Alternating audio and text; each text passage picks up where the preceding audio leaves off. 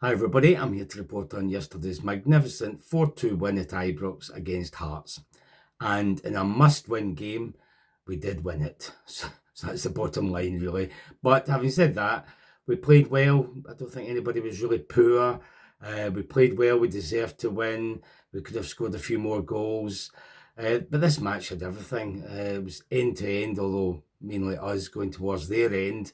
And you had excitement, you had anxiety, you had anger, you had disappointment, frustration, every emotion that a really good match produces in a crowd. And by the way, the crowd, that was the loudest, most energetic, fevered crowd at Ibrox I think I've heard all season. Even the European games, due to their nature, didn't come anywhere close to that. So that was a tribute to the crowd that kind of drove the team on after the two disappointments of terrible goals. In fact, I'll go with the terrible goals first of all.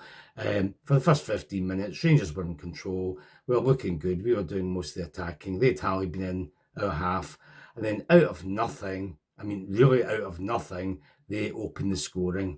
Big Fernandez is 10 yards outside his own box. He's looking about to pass it to somebody. There's no pressure on him. There's a Rangers player out to the right, one out to the left, unmarked. Just pass it to one of them. No, he looks up. He sees Raskin about 10 yards away from him. Unfortunately, Raskin has his back to him and is walking away from him when he decides, I'll just tap it out to him. So he passes it to Raskin, who doesn't even know it's coming anywhere near him. The Hearts guy runs forward and pounces on it, so he's now running towards our goal. One pass, a return pass, wallop, it's in the net. Absolutely disgraceful goal to lose. I mean, Keystone Cops, younger viewers, look up Keystone Cops on YouTube and you'll see what I mean. So terrible start. The crowd would have got nasty if it continued for any length of time. So thankfully, within a couple of minutes, we'd actually equalised and got the crowd back on side. So that was vital. And that goes a nice passing move, centre to left. Romans started it, a lovely 1-2 with Mikey Moore, who passed it back to him just inside the box on the left. Lovely cross. There's Chermiti about 7 yards out. Good header, but the goalie palmed it up and out, and it went straight to Moore, whose volley, or half volley, crashed off the bar. I thought, oh no. And then the Hearts defender, he should have booted it away. But I think under pressure from Naderi, he booted it into his own net. So who cares? 1-1 after that terrible goal to lose a couple of minutes previously.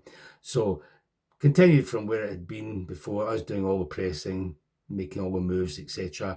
And then later on, Hearts get the second goal. And that wasn't quite as disastrous as the first one, but it was pretty poor. I mean, Suter out jumped for a header. The header goes down to the other Hearts guy. I thought initially, he's offside. We don't need to worry, he's offside. Having seen it back in the TV since, he was probably just onside. But not by much. He goes out to the wing, passes it to somebody. He chips into the box, and there's Suter yet again being out-jumped by a Portuguese dwarf, Braga, who did a clever header into the far corner. What Butland was doing, I don't know. He was like a statue. He was, I think, half on his knees watching it go into the far side. So I don't know why he was so out of position with that. But another disastrous goal to lose. That's all Hearts had done. In fact, I think that's all they did in the whole first half. Oh no, they'd won 20-odd yard shot low that Butland, saved comfortably. It was a Commoner Garden save. So that was their whole first half contribution. So anyhow, 2-1 down. Need to get back into it again. Thankfully, we did before half time.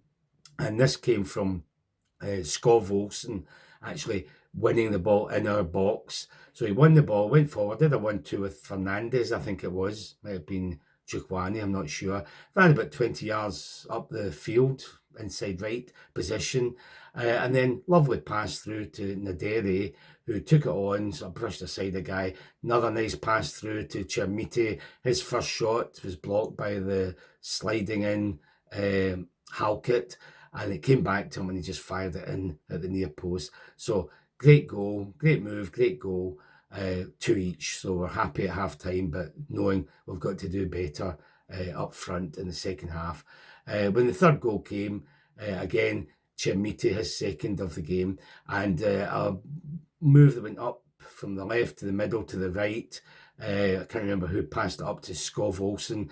He, for once, was unmarked, nobody near him. He had time to run forward about 10 yards or whatever, looking about him, nobody near him. Looked into the middle, he could see where Chermiti was, sent a lovely cross right into the spot where Chermiti could attack it and fire it into the net with his head. What a header. Brilliant. So we felt good now. We felt we were going to win this, but you never know. As we saw last Wednesday, a team like Motherwell or Hearts can always score a late goal and take the points away from you. So we were always nervous. We tried our best to get that fourth goal, just wouldn't come. And when it did come, it completed the hat-trick from Chermiti, formerly known as Chernobyl, but maybe now being known as the Cherminator. So what a goal that was. Gassama comes on as a sub, 88th minute. We're not hanging on or anything, but it's still a nervy time when you know anything can happen near the end of a game. So he comes on with a couple of minutes to go. Add that to the 4 minutes extra. He was on the park 6 minutes, but he was only on the park, I think, a couple of minutes when Butland kind of fisted a cross out of the box, about 5 yards out of our box. Gassama had to tussle with the Hearts guy to get control of the ball, got away from him, got past the next Hearts guy, went out to the left touchline in the Govan stand side and just ran from there right up the park, and everybody's just urging him to keep running, waste a bit of time. And then he started to cut inside, went by a couple of Hearts guys. Well, from my angle, I could see Chermiti was unmarked on the right-hand side, just outside the box, running into it. And for once, Gassama actually saw the pass, slotted it right in front of Chermiti, took one touch, and then fired it past the goalkeeper. What a goal, what a hat-trick. The whole place went berserk, because obviously we knew the game had been won at that point. So 4-2, great goals, controlled performance. We deserve to win. Hearts can't have any complaints. They can't moan about the referee or whatever. So all that was good. We can moan about the referee, Don Robertson, another dud, another guy who gives fouls to the opposition anytime they go down, even if they've hardly been touched, but doesn't do the same for Rangers players. It's play on when it's a Rangers player being hauled to the ground just outside the box. You know, an obvious foul, right in front of the linesman as well. No, play on.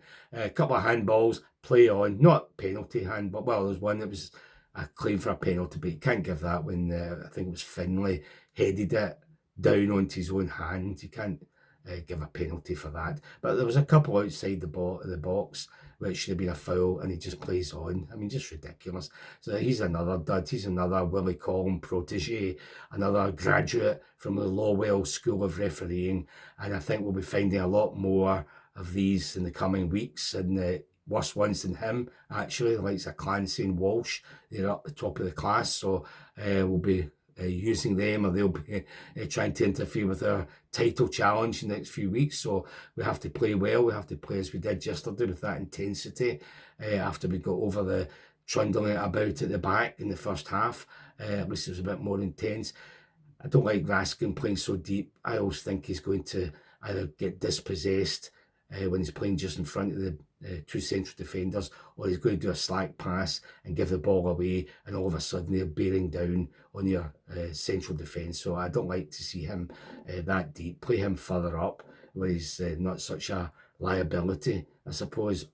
But Mikey Moore, as usual, gave everything, ran everywhere, took guys on, didn't really produce anything apart from that shot that hit the bar. But he always gives everything, so you've got to give him credit for that. Skov Olsen, I start to call him Dud Olsen, but actually he didn't have a good game yesterday, I didn't think. But see, when you analyse it, and when I looked at it on my recording, as I described, he played a big part in the second goal, the equaliser, where he got the ball in our box and ran forward and did a good pass.